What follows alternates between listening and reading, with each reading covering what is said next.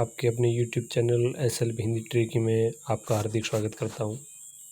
प्रिय विद्यार्थियों, आज का अपना विषय है कक्षा 10 पाठ्य पुस्तक क्षितिज हिंदी का अध्याय नंबर 6, जिसमें हम पढ़ेंगे जयशंकर प्रसाद। तो जयशंकर प्रसाद जी के जन्म की बात करें तो 1889 ईस्वी और मृत्यु 1937 ईस्वी में। जयशंकर प्रसाद छायावाद के महान कवि, महान साहित्यकार है, जिनको छायावाद के ब्रह्मा के रूप में भी याद किया जाता है। तो छायावाद के ब्रह्मा जी है। छायावाद के 4 स्तंभ जयशंकर प्रसाद, सूर्यकांत त्रिपाठी निराला, सुमित्रा नंदन पंत और महादेवी वर्मा है। तो इन 4 स्तंभों के ऊपर छायावाद की छत टिकी हुई थी। तो इनके जीवन परिचय की बात करें, छायावादी कवि जयशंकर प्रसाद का जन्म काशी नगरी में 1889 में हुआ। इनके पिता का नाम बाबू देवी प्रसाद था, जो एक शिक्षा प्रेमी थे और लोग इन्हें सूंगनी साहू कहकर बुलाते थे। सूंगनी साहू मतलब ये जो एक नस्वार होती है उसका ये व्यापार करते थे, इसलिए इनको परिवार को क्या कहा जाता था, सूंगनी साहू। प्रसाद जी की प्रारंभिक शिक्षा का प्रबंध उनके घर पर ही हुआ। बाद में इन्हें क्वींस कॉलेज में अध्ययन हेतु भेजा गया। अल्प आयु में ही अपनी मेधा से इन्होंने संस्कृत, हिंदी, उर्दू, फारसी और अंग्रेजी भाषा का अच्छा ज्ञान प्राप्त कर लिया। बचपन से ही इनकी रुचि साहित्य की ओर थी और इन्होंने इंदू नामक मासिक पत्रिका का संपादन किया। बढ़िया प्रश्न बन रहा है, इंदू नामक मासिक पत्रिका का संपादन किसने किया? जयशंकर प्रसाद ने। साहित्यिक जगत में इन्हें वहीं से पहचान मिली। तो बढ़िया प्रश्न ये भी बन रहा है कि साहित्य जगत में जयशंकर प्रसाद को पहचान किस पत्रिका के प्रकाशन से मिली? तो इंदू। काव्य रचना के साथ साथ इन्होंने नाटक, उपन्यास और कहानी विधा में भी इन्होंने अपना कौशल दिखाया। तो सबसे अधिक, कवि से अधिक ये नाटककार के रूप में जाने जाते हैं और इनके नाम से नाटक विधा में युग भी चला था। प्रसादोत्तर नाटक, प्रसाद युगीन नाटक और प्रसाद पूर्व युग के नाटक। तो नाटककार के रूप में इनकी विशेष ख्याति है। अब इनकी काव्य की बात करें तो आंसू, लहर, झरना, कामायनी जिसके अंदर 15 सर्ग है, बहुत ही बढ़िया इनका काव्य है। प्रेम पथिक और चित्राधार, ये इनके प्रमुख काव्य रचनाएं हैं। अब नाटक देखिए आप, धुर सामिनी, विशाखा, राजश्री, अजातशत्रु, स्कंदगुप्त, चंद्रगुप्त और एक घूंट। तो इनके नाटकों के जितने भी पात्र हैं उनकी एक खासियत है कि उनके पात्र कैसे हैं, पौराणिक पात्रों को माध्यम बनाकर इन्होंने नाटकों की रचना की और एक नाटककार के रूप में जितने प्रसिद्ध है उतने ये कवि के रूप में नहीं है। उपन्यास की बात करें तो कंकाल, तितली और इरावती जो अपूर्ण रह गया था, तो ये इनके 3 उपन्यास है।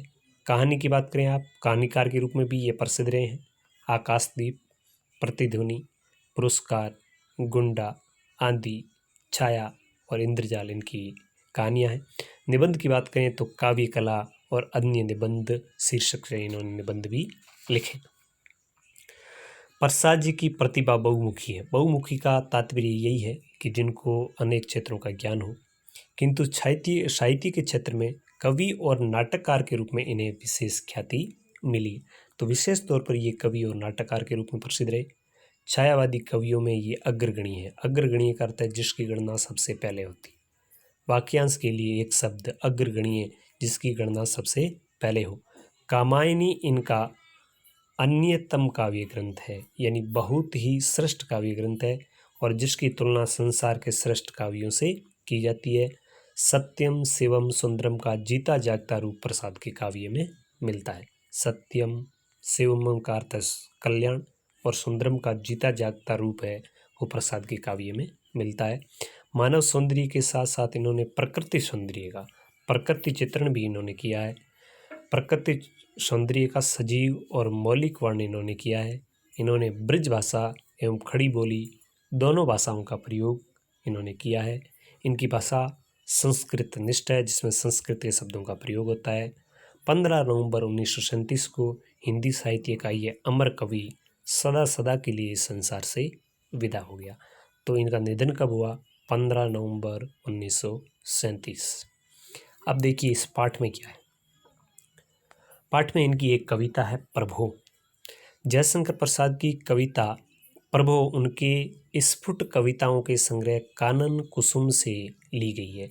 तो ये बात हमें प्रसंग में लिखनी होगी। प्रिय विद्यार्थी, प्रसंग में आप जरूर लिखें कि प्रस्तुत पद्यांश हमारी पाठ्य पुस्तक हिंदी क्षितिज के जयशंकर प्रसाद द्वारा रचित प्रभो कविता से लिया गया है, जिसका अंश उनके काव्य संग्रह कानन कुसुम से लिया गया है। ईश्वर में इस अंतरे में या इस कविता में ईश्वर की स्तुति की है और ईश्वर की स्तुति करते हुए ईश्वर की सर्वव्यापकता, उसके सौंदर्य, उसकी सर्वशक्तिमता का गुणगान यहाँ पर किया गया है। और इसके लिए कवि ने प्रकृति के प्रत्येक उपादान, प्रकृति के प्रत्येक अंग का उपादान है उसका उदाहरण देकर ईश्वर के अनंत प्रसार को यहाँ पर दृष्टिगत किया है। चंद्रमा की किरणें हैं वो ईश्वरीय प्रकाश को व्यक्त करती है। सागर की उत्ताल तरंगे उसका गुणगान करती है। सागर की उत्ताल तरंगे उसकी स्तुति करती है। चंद्रिका उसकी मुस्कान को बता रही है। नदियों का कल कल निदाद उसके आह्लाद को व्यक्त करता है, उसकी खिलखिलाहट को व्यक्त करता है, उसकी हंसी को व्यक्त करता है। वस्तुतः प्रकृति के सौंदर्य और प्रेम से युक्त भव्य रूप को प्रकाशित करने वाला ईश्वर ही है। और ईश्वर की यदि कृपा हो जाती है तो मनुष्य के समस्त मनोरथ है वो पूर्ण हो जाते हैं। मनुष्य के सभी मनोरथ कब पूर्ण होते हैं? जब ईश्वर की कृपा होती है। ये प्रश्न बनेगा। खड़ी बोली हिंदी में रचित यह कविता प्रसाद की भावाभिव्यक्ति का सुंदर उदाहरण है। खड़ी बोली हिंदी में रचित यह कविता प्रसाद जी की भावाभिव्यक्ति का सुंदर उदाहरण है। तत्समयी भाषा है, गंभीर भाषा है। तो तत्समयी और गंभीर भाषा ने कविता को अद्भुत अभिव्यंजना स्पष्ट से युक्त कर दिया है। कविता में लयात्मकता है, इसको गाया जा सकता है। सरसता है, मौलिकता की दृष्टि से भी यह कविता उत्तम कोटि की कविता है। तो अब कविता का शीर्षक है प्रभो। कवि जयशंकर प्रसाद क्या कहते हैं कि विमल हिंदू की विशाल किरणें प्रकाश तेरा बता रही, अनादि तेरी अनंत माया जगत को लीला दिखा रही। हे ईश्वर, चंद्रमा की पवित्र धवल किरणें हैं वो तेरी सर्वव्यापकता को, तेरी विशालता को बता रही है। उस चंद्रमा की किरणों का प्रकाश है वो ये बता रहा है कि ईश्वर का निवास कहाँ कहाँ है। कहने का आशय यह है कि जिस प्रकार चंद्रमा की किरणों का प्रकाश इस पृथ्वी के कोने कोने पर है, उसी प्रकार इस पृथ्वी के जर्रे जर्रे में हे ईश्वर तेरा निवास है। अनादि तेरी अनंत माया, हे ईश्वर तेरी माया अनंत है, अनादि है, न उसका कोई अंत है और न कोई उसका शुरुआत है। न आदि और न अंत, यानी तेरी माया का कोई पार नहीं है। जगत को लीला दिखा रही, वह तेरी माया है, वो इस संसार में बराबर लीला दिखा रही है।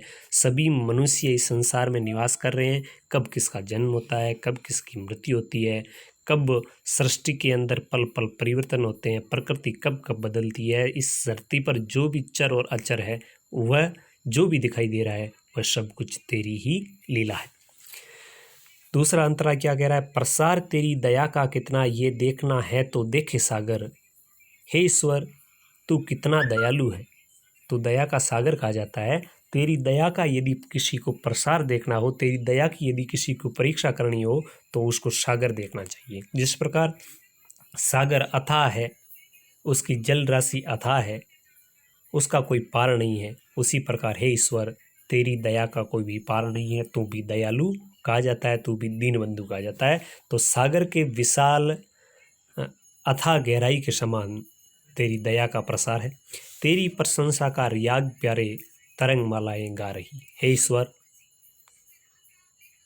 समुद्र की तरंग मालाएं हैं वो बराबर तेरी प्रशंसा के गीत गा रही है। यदि किसी को तेरी प्रशंसा के गीत सुनने हो तो वो सागर में उठती हुई लहरों का जो गान है वो सुने, उसमें तेरी प्रशंसा के गीत का आभास होता है।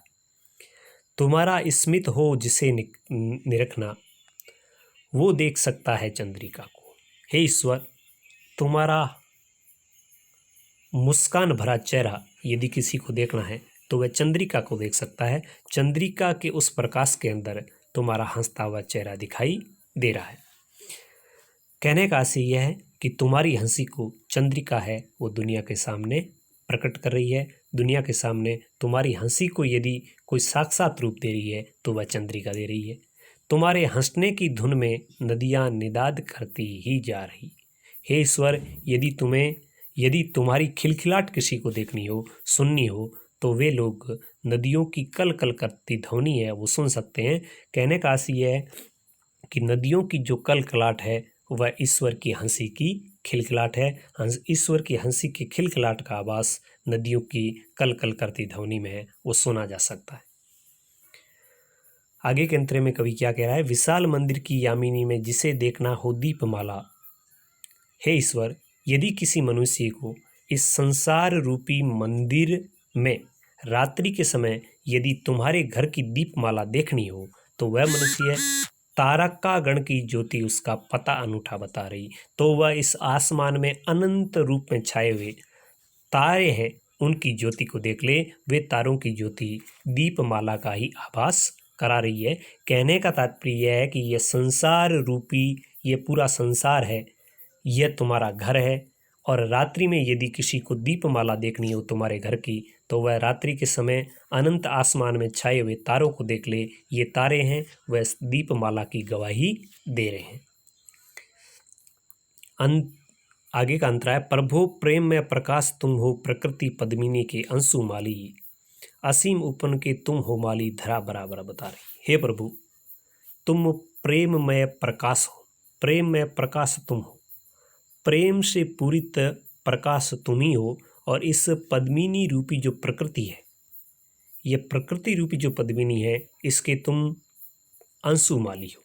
इसका भरण पोषण करने वाले, इसकी देख रेख करने वाले, इसका लालन पालन करने वाले, इसकी रक्षा करने वाले तुम माली हो।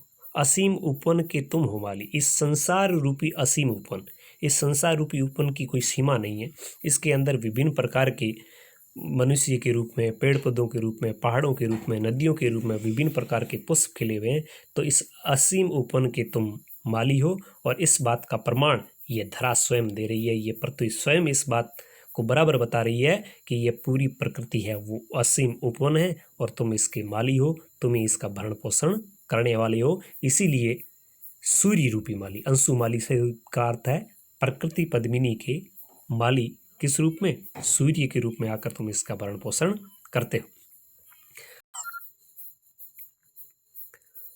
अंतिम मंत्र इसका देखिए, जो तेरी दया होवे, जो तेरी होवे दया दया निधि, तो पूर्ण होता ही है मनोरथ, सभी ये कहते पुकार करके यही तो आशा दिला रही।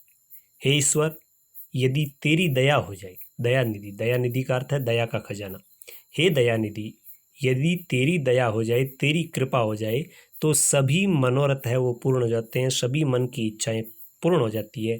कठिन से कठिन समय भी व्यतीत हो जाता है, बड़ी से बड़ी विपदा है वो दूर हो जाती है। सभी ये कहते पुकार करके, संसार भर के लोग सभी यही पुकार करके कह रहे हैं कि हे ईश्वर, तेरी दया हो जाए, तेरी कृपा हो जाए तो सभी मनोरथ, मन के जो भाव है, मन की जो कामनाएं हैं, मन की जो लालसाएं हैं वो पूर्ण हो जाए। और लोगों को यही आशा है, यही विश्वास है, यही बात लगातार उनको आशा दिला रही है कि हमारे मनोरथ है वो ईश्वर जरूर पूर्ण करेंगे। दया निधि, दया के सागर ईश्वर है, वो हमारे सभी मनोरथ पूर्ण करेंगे। ये इस प्रकार ये अध्याय नंबर 6 था जयशंकर प्रसाद का, जिसमें ईश्वर की सर्वशक्तिमता, सर्वव्यापकता और इसके सौंदर्य का, ईश्वर के सौंदर्य का गुणगान किया गया।